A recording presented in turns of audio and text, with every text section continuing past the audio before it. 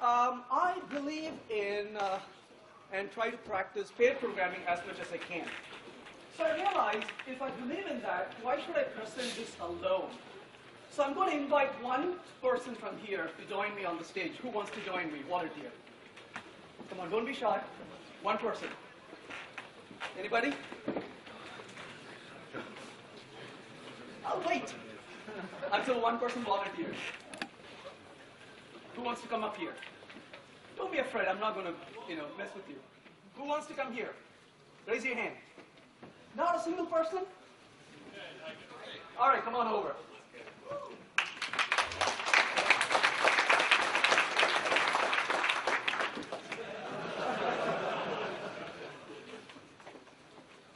All right. Say your name in this. Dmitry. Dmitry has no idea what he got himself into. Come on up. Thank you. Excellent. We're going to talk about, what do you do, Dmitry? Software developer. He does software program. Well, programming. All right, perfect. You're going to stand here with me for about an hour? Yeah, okay. All right, perfect. We're going to talk about developing software, obviously. So my first question that comes to my mind is, what does it feel like developing software? What do you think? I don't get a question. How does it feel when you develop software? How do you feel about it? Wow, I feel fine. He feels fine. One of the rare people, actually. That's a good answer. Well, I was thinking about how does it feel to develop software myself. And what I thought about, the more I thought about it, I realized it feels something like this. Does it? Depends, sometimes. Sometimes it does. Well, let's think about surfing for a few minutes. What happens when you surf?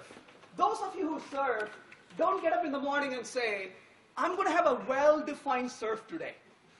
You have freaking no idea, right? And how the surf is going to be, it depends on the weather, depends on the locale, it depends on various other things. And developing software is a lot like that. You can't really define exactly what you're going to do at home and then go do it at work, right? Rarely things go normal that way, and there's a lot of unpredictable things. But there's also another aspect of surfing that comes in really well with developing software. We have to look out for a number of things that could go wrong as well. So just like surfing, it's unpredictable. It is dynamic, but it is also a lot of fun. And that is the beauty of it. I write code because it's fun. And the minute I find it's no longer fun, there's no reason for me to write code. I'd go do something else, right? You say, wait a minute, fun? I was at a company the other day, and one person really got angry at the word fun. What do you mean fun? We are here to do work. That kind of scares me when people think like that, right? Because if the work is not having fun, you're likely holding on to a stinking job than being in pursuit of a passionate profession. So I think fun is extremely important for us, and otherwise we should be doing something else, whatever that could be. But it's all right, it's fun, but certainly there are some challenges. Do you think there are challenges? Yeah, sure. All the time, right? Just like in surfing, you have to look out for those sharks. Who are those sharks? Wow, Secretly, he's thinking manager, right? He's thinking manager. I can read his mind. No. No. I think that sometimes from the client. His boss is here, I know it. Sure, it could be clients. It could be the boss. It could be your colleagues sometimes. The one that you always think about, like he's going to stab a knife on your back, right? But the shark I'm referring to here is the change itself. We have to really look out for the unpredictability of the domain, the environment, the application we develop. All those matter really a lot. But if you really think about it, what affects you the most when it comes to developing software? Is it the language that you use bothers you the most and gives you the trouble? Is it the compiler that really makes things harder for you? Is it the framework that you use? Is it the tool? Is it the IDE? And if you think about all the things that matter the most in us being successful, I would say the number one thing that affects us the most is this. It's the people. And people are the most critical on any software project. So when we talk about success, projects don't succeed because of process. They do because of people. On the same count, projects fail because of people, not because of process. Oftentimes it's because they don't have a clue how to use it or use it improperly. Or they're not smart enough to change it when it doesn't work for them. So people extremely are important for what we do. That is very, very critical. So on Twitter, I asked, name 3 things that help your organization win. I want to think about 3 things that will help us to win in this world. And I got some answers. And I think the best answer I got was from my good friend Scott Davis. He said this. Not quite what I was looking for, no. Certainly not. That's not what I thought about, right? So what I'm looking for really is this. An organization really is successful when they have people who are passionate, competent, and responsible. And I want to make sure we put these 3 together because passion is extremely important. And we live in a field where the very minute, the first time you write a piece of code, the compiler yells at you. And you go time and again back to work with it because you truly are passionate. And you guys sit there at 1 in the morning, 2 in the morning, and tinker with code in front of the dim light of your computer.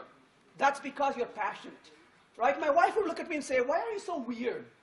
And that's the reason for it, right? Because we take pleasure in that little code producing that little output. And then you refactor it and say, isn't that cool?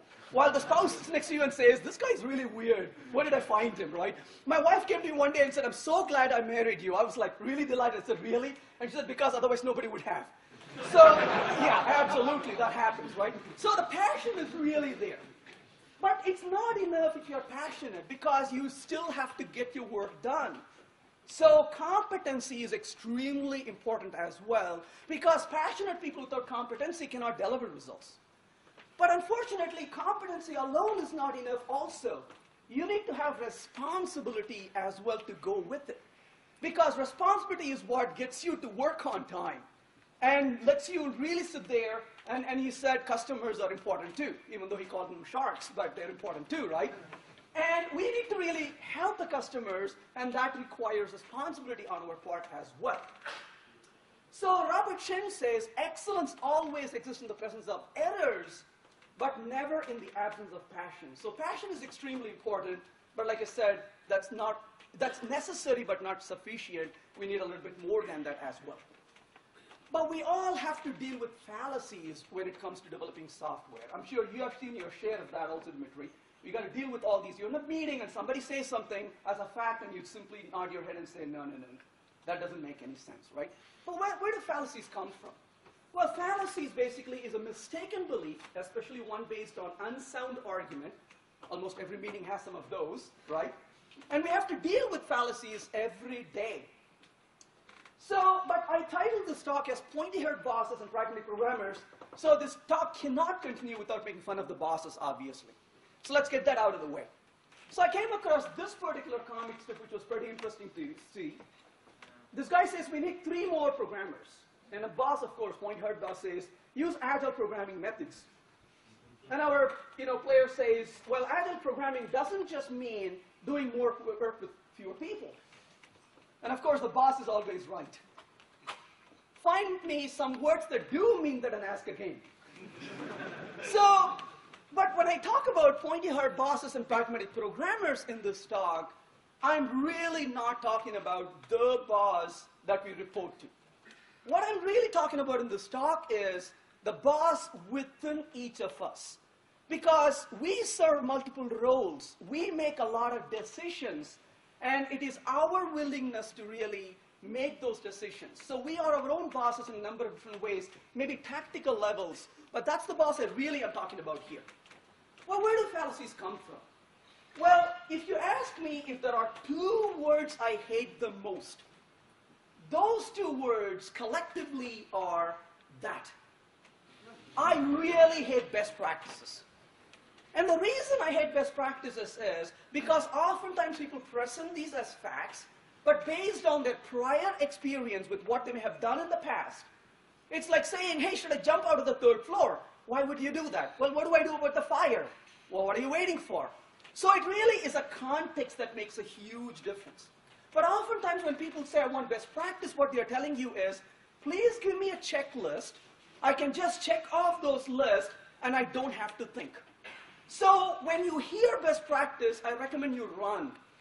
Because these people just don't want to think. It's important to apply the context. And so best practices don't apply. There are better practices, but depending on the context we are in, that makes a huge difference. But here's a problem, though. We are under the influence. What about you? Are you under the influence? Sometimes. Sometimes. Are you married? You are under influence. Okay, fine. So we all are under influence, right? We want to be compliant. You're in a meeting, and you want to say something, but you kind of look around. Who's in the meeting? Do I want to look like a fool saying this? Am I compliant with their thoughts? And we go through this all the time. We say something and we feel ridiculed sometimes, and that becomes a problem. So we are under the influence of 2 things, unfortunately, of people and of practices as well.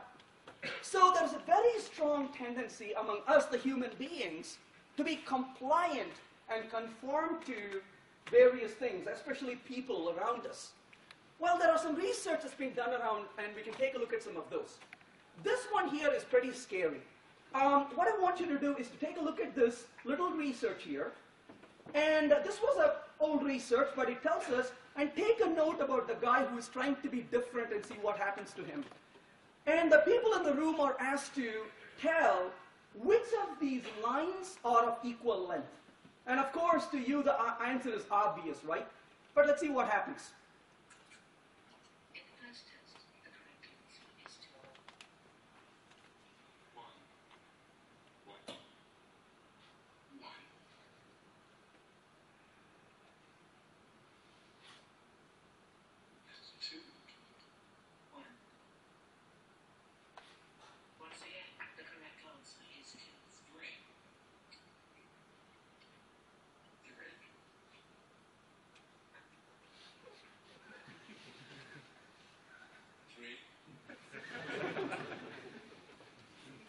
He had to be compliant.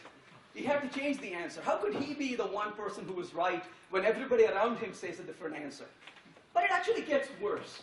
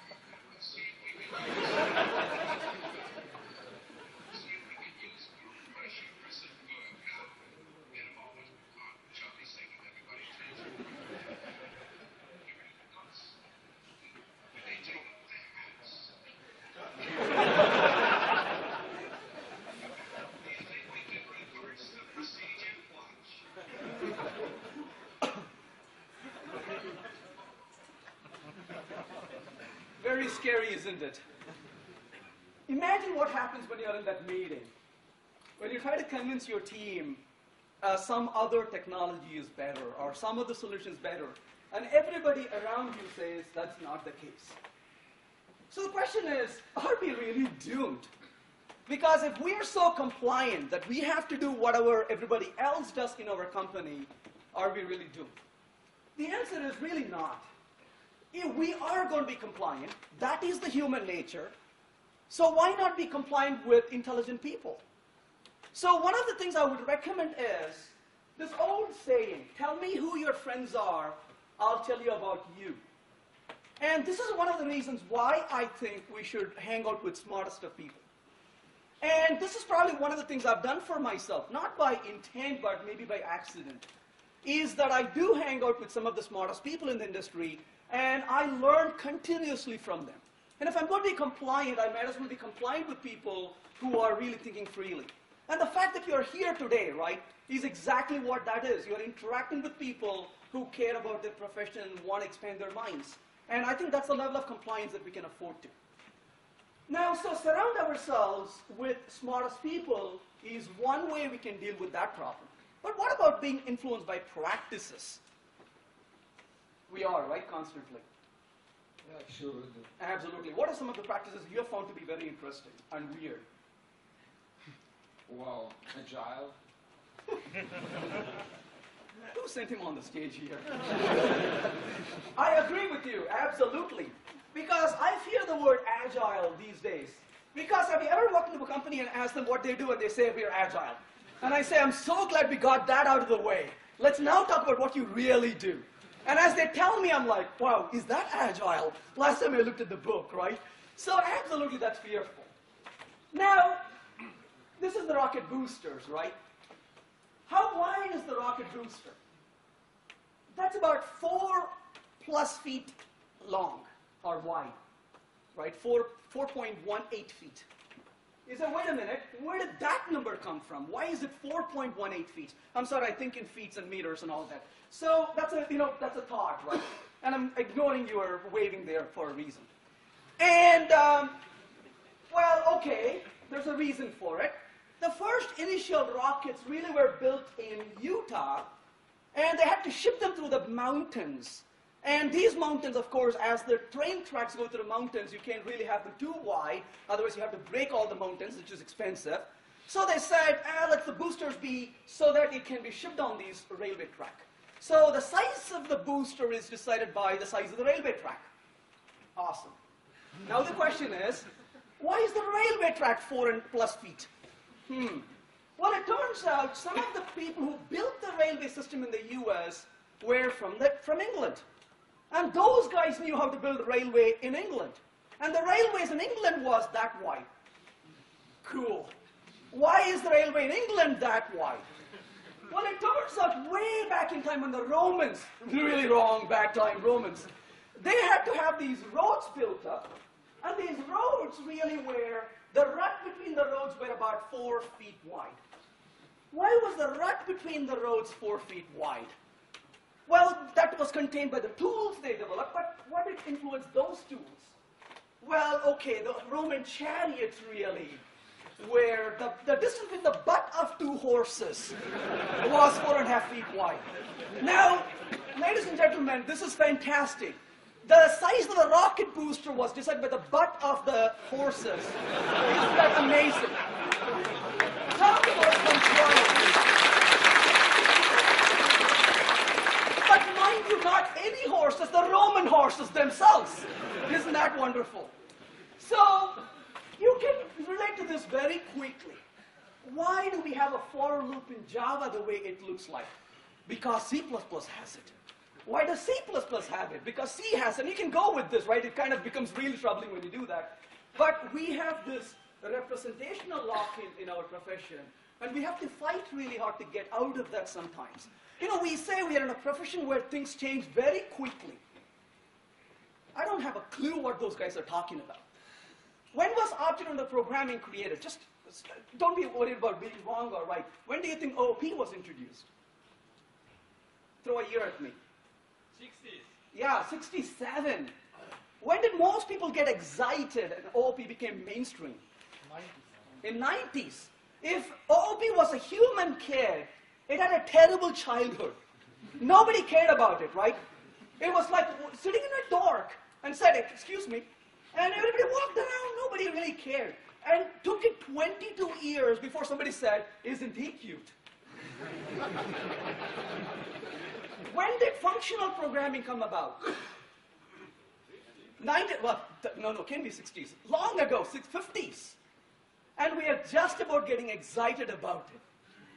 And somehow, things change very fast in our field. How is that possible?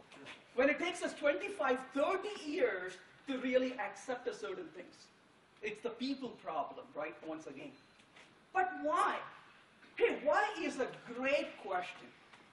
Peter Senge has a fantastic book. He talks about this, and he says, ask why at least 5 times, he says.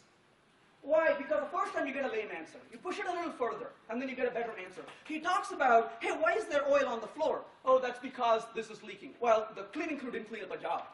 Well, okay, but you get deeper into it, then they find out there's a manufacturing problem. An example he talks about is BMW got a request to manufacture cars with the rear window sustaining 150 miles an hour speed.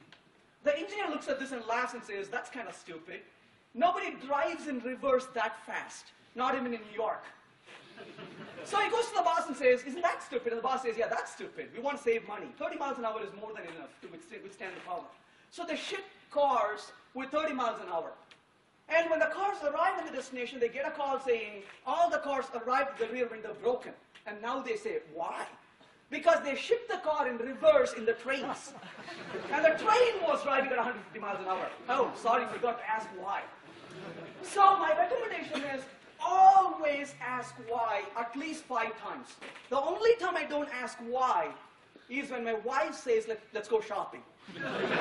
I just say yes ma'am and follow, right? Every other time, it's important to ask why. So some of the fallacies I've faced is more time and money will solve our problems. How many times have you heard that, right? Oh, give us more money, we can solve all our problems. Here's a book, it's a very scary book, called Dreaming in Code. And in Dreaming in Code, Rosenberg talks about a project, he talks about a project called Chandler, where the guy who ran this project had almost infinite money. He made a lot of money from Lotus Notes, and he had absolutely no budget constraints. Talk about that, would that be cool, right? There's no budget. You want to spend, just spend. Hey, what about deadlines? No deadlines for you. He's already smiling. It's like jumping. And he hired people. They worked on the project. And this was one of the worst projects ever. It failed miserably. You say, how could that be possible? How could you have a project where there's no budget constraint, there's no time pressure? How could it fail? Because the people on the project got tired because they had no clue what they were building. And they would build something and say, isn't that cool? And he would say, I need something even better than this, like the world has never seen before. And they all got tired because this project absolutely had no scope, no definition of scope. And that becomes really, really problematic. In Agile and Iterative Development book, Craig Lorman talks about this project, observation, and he finds that only about 7% of the features that you build on your products get actually used. Isn't that scary? You spend so much time and effort, you work in the nights, and only 7% gets actually used. Close to 60%, 65% is never getting used. So one of the things that programmers should have courage is not to write code. You must have the courage to get up and say, I will not write it because we don't have a clue who's going to use it for what purpose. And we need to determine what the purpose of these things are. This reminds me of an experience, a bitter experience. I used to work for a company, I cannot name the company here, especially in front of the camera. This was back in the 80s, and I joined the company about 3 years after they started the project. And I worked with them for about 3 more years. At the end of 3 years, I quit, moved on. And the project went for 4 more years. So this was 10 years, not a single release. And 10 years later, this is 4 years after I quit, I called one of my colleagues, asked her how things are going, and she said, oh, I'm working on this cool project. I said, wow, that's awesome. you guys shipped the product that we worked on. And there was a little pause. And then she said, we shelved it. I said, wow. And I immediately went to the software engineering book, life cycle book. And I looked for shelving. Have you noticed shelving in the life cycle of software projects? I couldn't find it. So I asked her, what does shelving mean? Well, this is called euphemism. Euphemism is where when you say a bad thing in a nice way. Like when you're at work, you find this work colleague of yours is really stupid. But you don't say that. You say, he's interesting. You don't go to your boss and say, oh, boss, I have a problem. You get fired if you say that. You say, boss, I have a challenge. And for some reason, interesting people have challenges to deal with all the time. So when she said we shelved it, I'm like, what does shelving really mean here? Well, it turns out they trashed it. I was angry, you see. Well, you say, wait, Venkat, why are you angry? Did you get paid on this project? Oh, I got paid really well. But there were nights and weekends I didn't go home. I had to say, honey, I won't come home tonight. I have to work on this project. And for what? So they could shelve the product and create a new term in software lifecycle?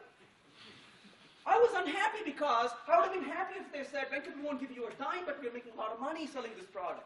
But instead they shelved it. What a disaster.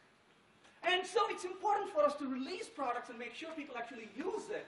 And again, in this picture it shows already a project has about 60% chance of success.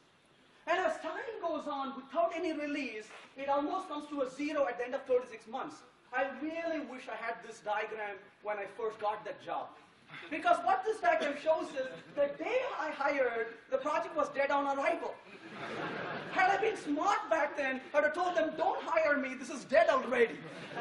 And the company would have saved money, $10 million, because if they had just paid me that day and said, go home for this salary for 3 years, I would have walked away saying, don't proceed anymore, this is going to die. Right? I wish I was smart back then.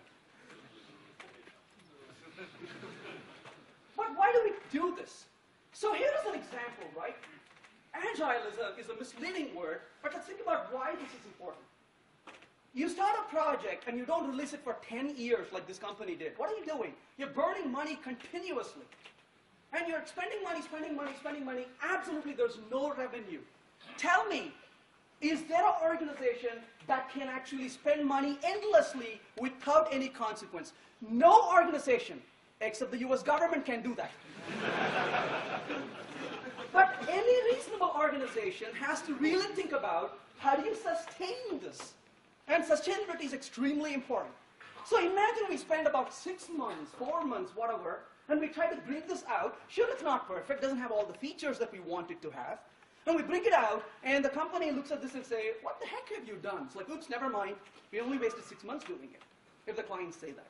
Or if they like it, it turns out they never want us to do what we started out.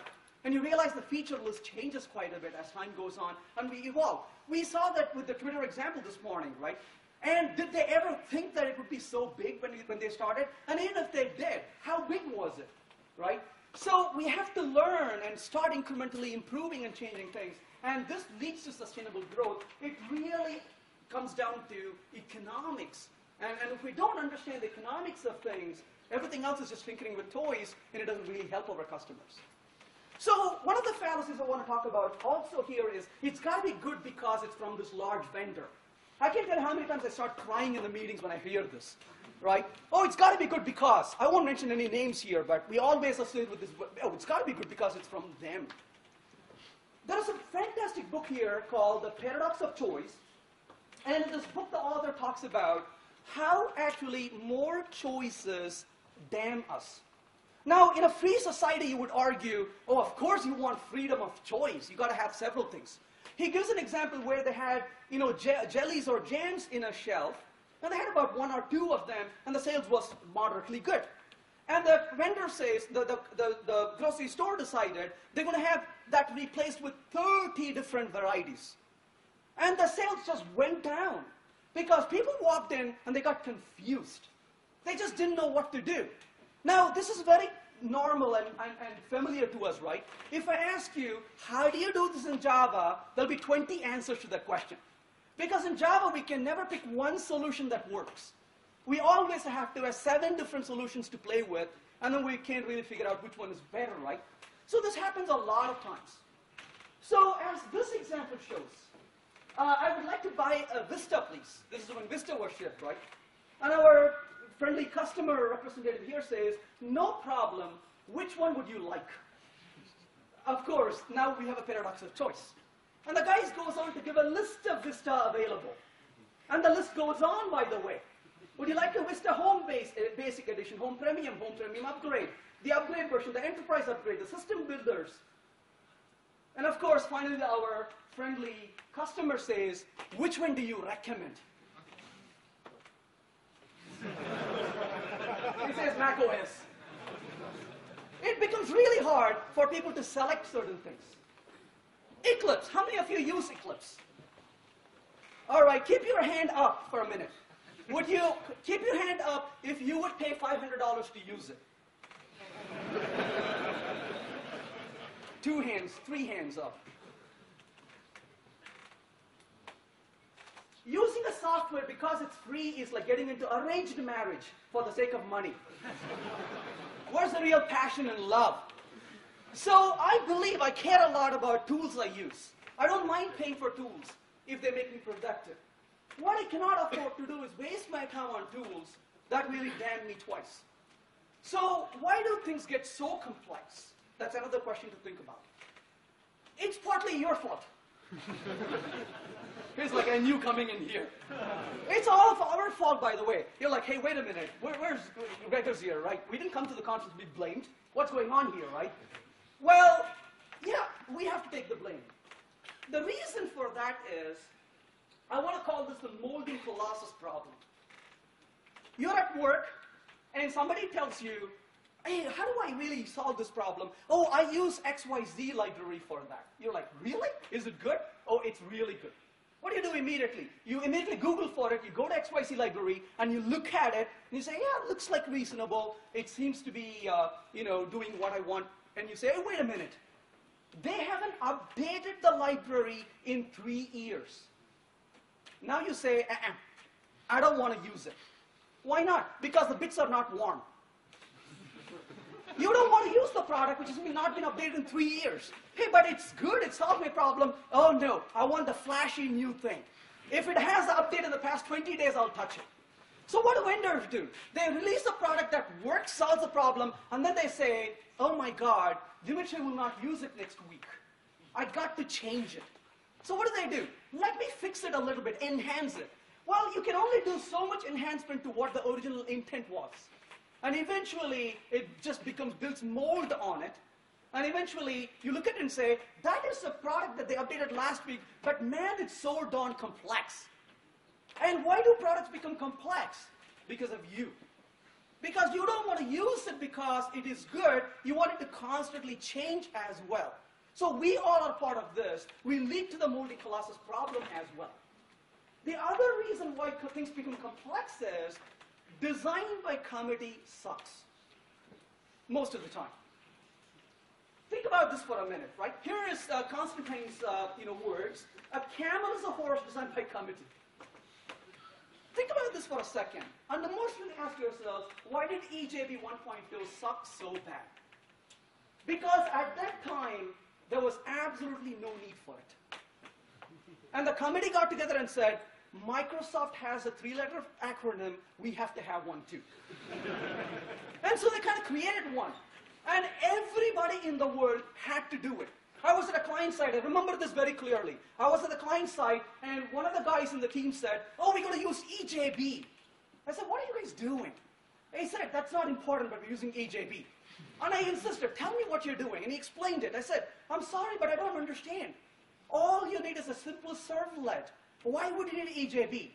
He pulled me aside and said, Venkat, do me a favor. Don't come talk to my boss. We have convinced him we cannot do this without EJB. We have to use it. There's a name for it. It is called RDD. It stands for Resume-Driven Design. And you do things because you want to put it on your resume, right? Not because that's a technology you want to use. The other reason why things become really bad is because we have this urge to standardize things. And standardization is evil if we do it too soon. Standardization is golden if we do it at a later time. So standardization before innovation is a bad, bad idea. And most products that have turned heavyweight are the products that ran to standardization before the innovation was over. So you have to really innovate first, as a team, as a company, as a group, as a community. You have to really put it to multiple uses. And then you can think of standardization and releasing to the market.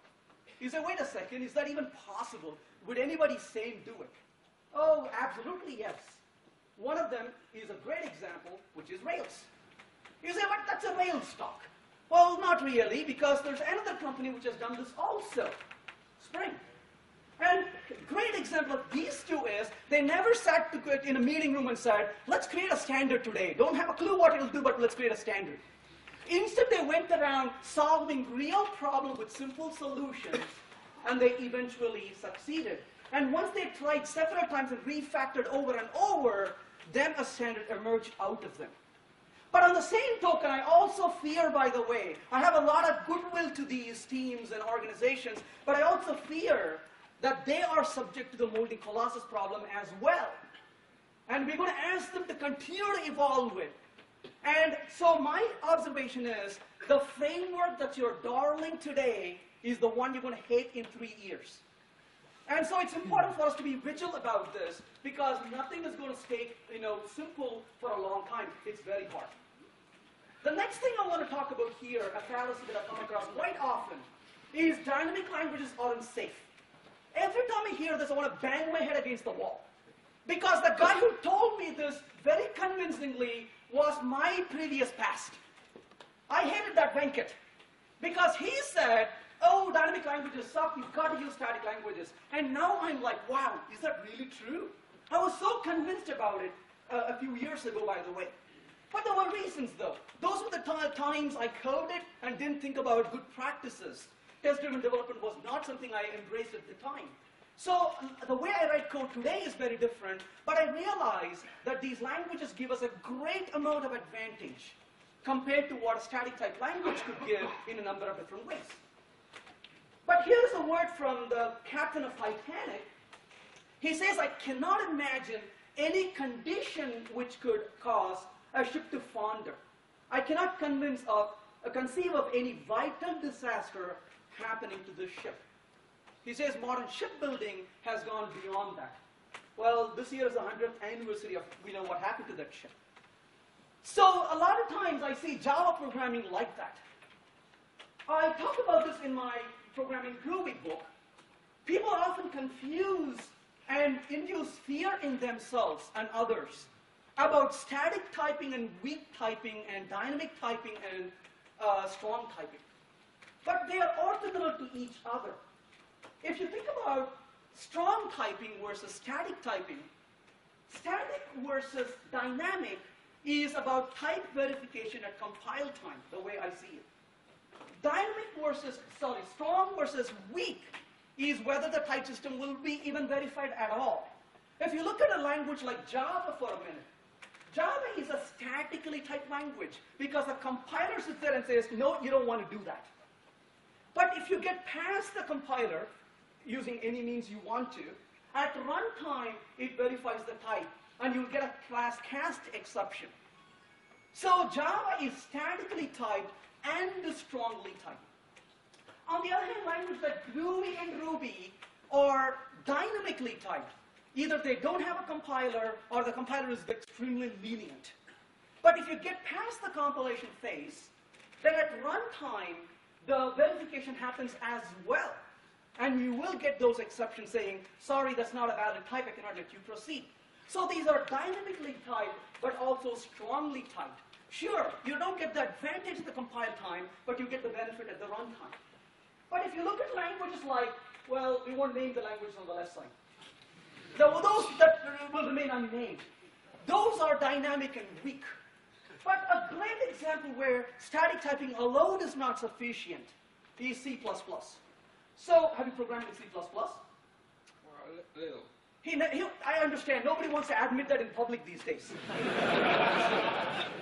And when you did program a little in C++, how did you feel about it?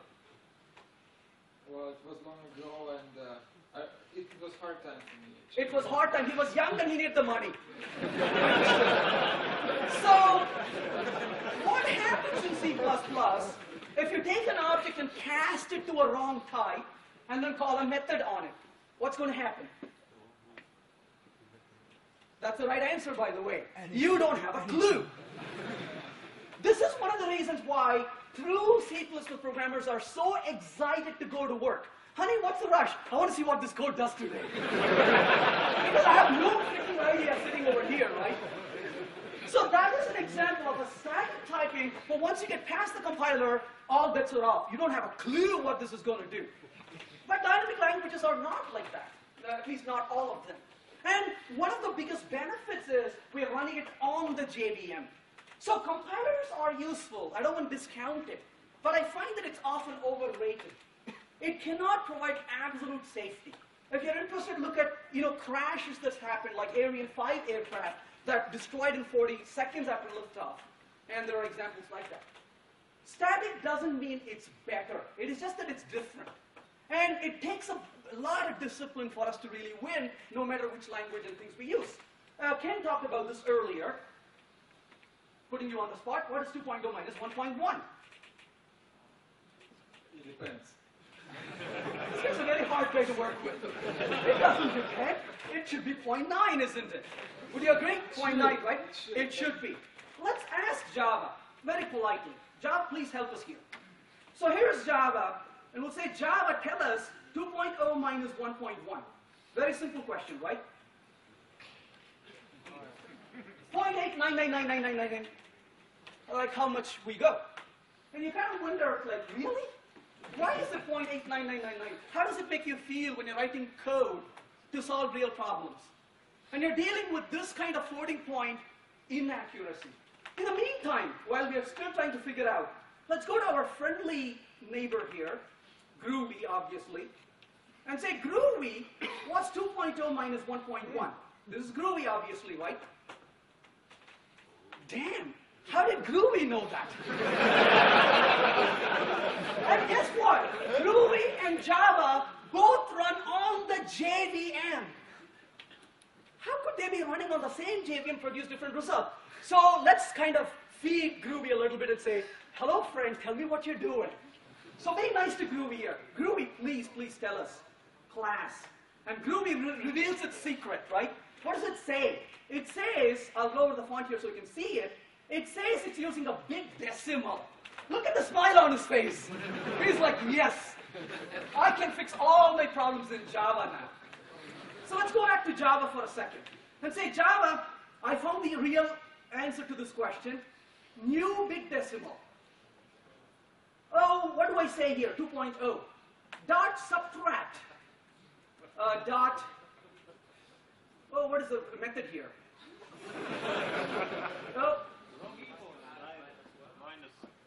What is the method I should call here? You imported the big decimal from Scala. Oh, did I do that? That's a conspiracy. I didn't mean to bring the big decimal from Scala, pardon me. That's a talk for another day, like tomorrow. Okay, so dot, subtract, there we go.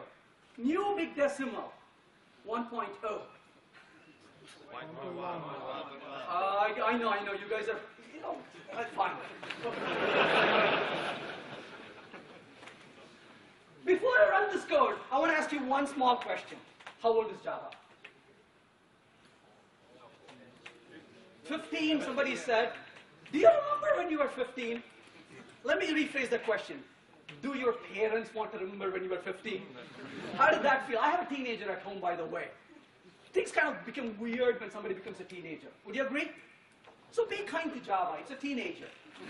So let's go run this code and see what Java has to say. You're like, oh, wait a second. Groovy said big decimal. What's going on? And Java, like a teenager, says, if you want to work with it, you have to be compliant. So put that into a double-coded string now, and then you can try this. How does it make you feel? He's like, I would go back to C++.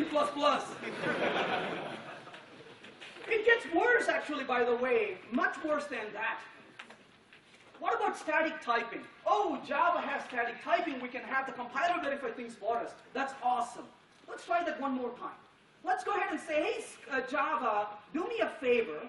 I want you to say list, okay, array list, integer, nums equals new array list. Let's create an array list of integer. There we go. And now I have to say it twice, but don't worry about it right now. Nums.add, let's add a 1. Let's also add a nums.2. And let's go ahead and say nums.3, why not, while we add this. Then you say nums.add 1.0. After all, 1.0 is really 1, isn't it, for us? And the Scala says, you can do it, because I'm type safe. All right, don't get excited too soon. Then you say array list, the equals nums, and then you say the.add 1.0. And Scala says, why not? And you run the code now, and what do you get? When you run the code, you end up getting okay, it's complaining a little bit with the warning, but you can push on with the warning, and what you would end up getting is a runtime exception. You're like, why in the world am I getting runtime exception? But it gets even better, by the way. Let's go back to this and say nums dot remove a 0 from this, please. And I want to output nums dot size. I want to know how many elements are there. Well, I removed 0, after all. It says I have 2 more elements left. That makes sense, isn't it? But then you read good books on Java, and what do they say? They say, no, no, no, no, no. You shouldn't use concrete classes. You should use interfaces. Okay, collection. What do you think? Yes, now you're good. Run the code now. That's the only difference I made here, right? I'm just using collection. That's all I did. Run the code now. What do you get? 3 and not 2. How did that happen? Well, I'll let you figure it out.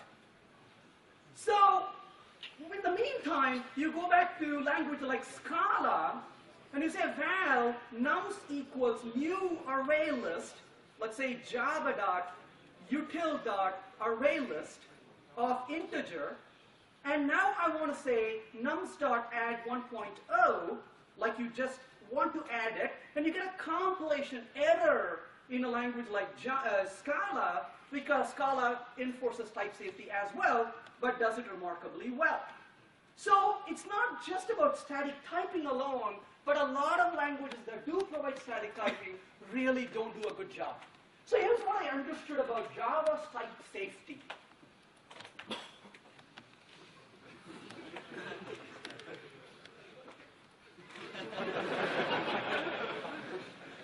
That's how it feels like a lot of days. So languages become overly protected, and they try to dumb us down and lead us to a very low productivity. And I cannot just afford to be low productive like that. So here's an interesting place to visit.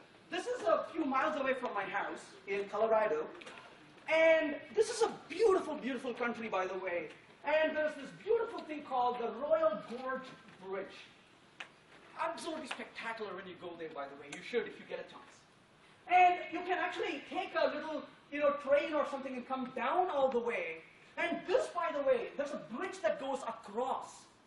You can walk on the bridge. The cars go on the bridge also. It's just beautiful. And if you look at the distance from the water all the way to the bridge, is 1,000 feet. You would say, Venkat, I'm sure you were just attracted to the place and you were just mesmerized by it. I wish I could say yes. What really caught my attention was not that, unfortunately. What caught my attention was a little display right in the middle. And this is what I found when I went nearby. Right there, right at the top of the bridge, it had this display.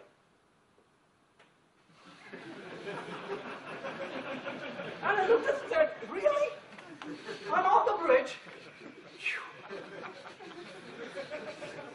Even if you caught a fish 1,000 feet below, it's dead by the time it comes up. Idiots! What are they thinking? I would have defaced and said, try fishing, you stupid. I'm so glad these guys don't write code for us. This is kind of things we do, is we become overly protective and try to do stupid things like this, and languages do that also sometimes. But then I hear people say, oh, but modern IDEs completely obviate the need for Java syntax, to type Java syntax manually. Let's try this one more time. I go back to this code and say, hey, you know what? I would really like to clone this object. So clone is the method I'm going to write. Reasonable, right? How would I like to clone? Well, let's first get the object from the cloned object itself. Cloned equals super.clone. And now we can do some more work with it. And then when we are done with it, we can return the cloned object. Seems reasonable. What does Java say? Ah, you can't do it. Oh, I know what the problem is. I got to do some stupid typecasting here. So sample. And Java says still, no, you have not satisfied me still. And at this point, pain kind of sets in. Because you look at what the error is, and the error says you have to support clone not supported exception. Think about this for a minute. Excuse me, I am implementing clone.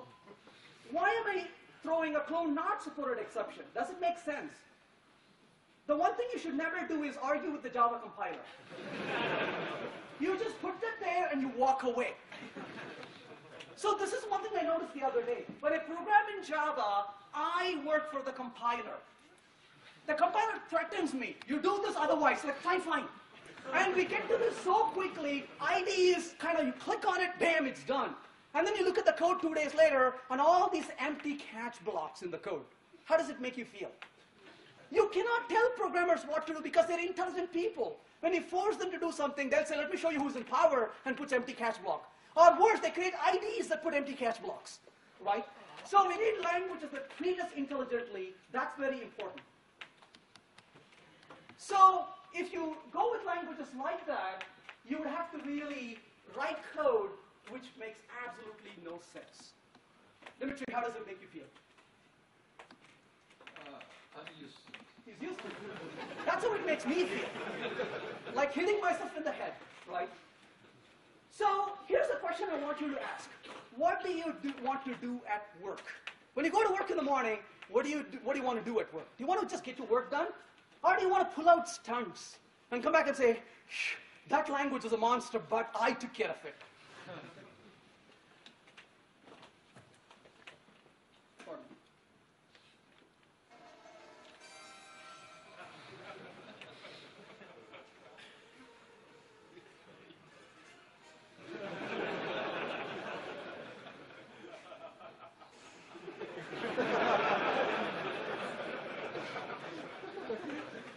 You decide.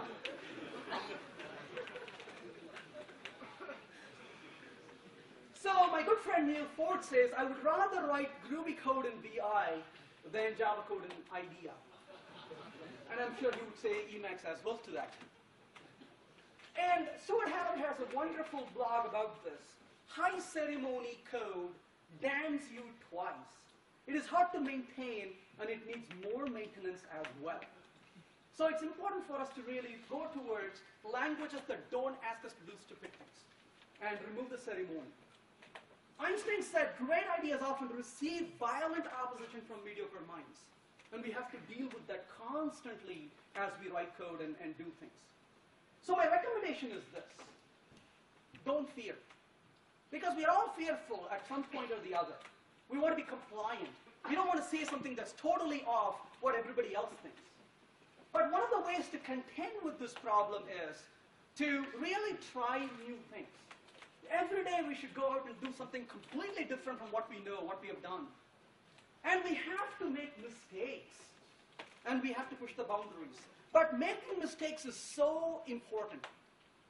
The other day I was watching a little kid, 1-year-old kid. And all that this kid did was to take a step and fall down, only to get up again, take a few more steps and fall down.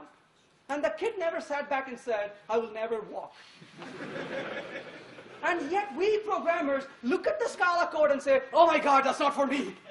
What if I fail? What if the compiler will give me an error? What if I get a runtime error when I program in Groovy? We are just too fearful. Somehow, as we grow, we feel ashamed of failing. And I don't think we can actually succeed without failing enough. A professional who doesn't learn to fail, fails to learn. It's extremely important that we make failure our normal thing every day. And these little small failures will give us the courage, give us the experience, give us the command to really go out and succeed for bigger things. So it's extremely important for us to try these things. But oftentimes what happens is the biggest enemy is our past. We get so good at what we do, now we fear doing something different because we are afraid we'll lose that edge. But what if you don't get extremely good at one thing and you always constantly evolve and change? Then change becomes what you do every day. And organizations really need that as well. So give things the unbiased consideration you can possibly give it. Give ideas a fair chance and shun mediocrity that come your way. And it's very important to be unemotional when it comes to making technical decisions. In your meetings, you always have to say, hey, let's put the pros and cons down. And there's a great way to do this, by the way. I read about what is called a dining with knives. If you're really trying to discuss, you sit down in a circle and you ask people to put their knives in alternate position. You put the knife facing away from you, and the next guy puts the knife facing towards him. And the next lady over there puts the knife facing away from her, and we form a circle. And you want to talk about whether certain technology is the right mix or not. Your knife is away from you, you speak against it. And the person next to you on both sides talk in favor of it because the knife is facing towards them. They defend it. A few minutes goes by, and you flip the knife. And now everybody has the knife in the opposite direction. You have to speak in favor of it, and the other person next to you has to speak against it. If we cannot make an objective conversation on both sides, that simply means we are too emotionally attached to this, and we are biased. So debating with knives is a great way to have discussions. I was mentioning this in a course I was teaching, and one of the guys came to me and said, I really like this idea. I used to have a lot of arguments with my wife. And I tried this last week. And it really worked like a charm. I said, I'm so glad to hear it, but next time do it without the knife. So here's the words of Robert Kennedy. Every time we turn our heads the other way, when we tolerate what we know to be wrong, when we close our eyes and ears, because we are too busy or too frightened, or when we fail to speak up and speak out, we strike a blow against freedom and decency and justice, and I would add professionalism to this as well. So what I ask you to do is let's act like champions, let's practice like champions, let's play like champions, let's be champions. Thank you.